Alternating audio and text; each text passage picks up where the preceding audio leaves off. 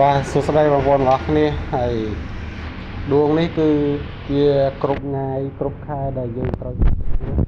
ហើយចាប់មកគូបងប្អូនកប់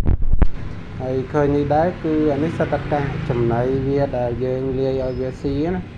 រាល់ពេលដែលវាស៊ីហើយគឺវាម៉ត់បែបហ្នឹងបងប្អូនបាទម៉ត់បែបហ្នឹងហើយនៅក្នុងនោះដែរមានស្អីទេបងប្អូនមានតែស្ទៃដូងទេរាល់ពេលដែលវាស៊ីមកចេញអញ្ចឹងបងប្អូនបាទវាស៊ីឡើងអស់ហ្មងណាហើយបានវាបង្កាត់ចេញជាដង្កូវអញ្ចឹងបងប្អូនណាបាទវាកាត់បានជាដង្កូវហើយអាមេហ្នឹងវាដល់អាយុវាត្រូវ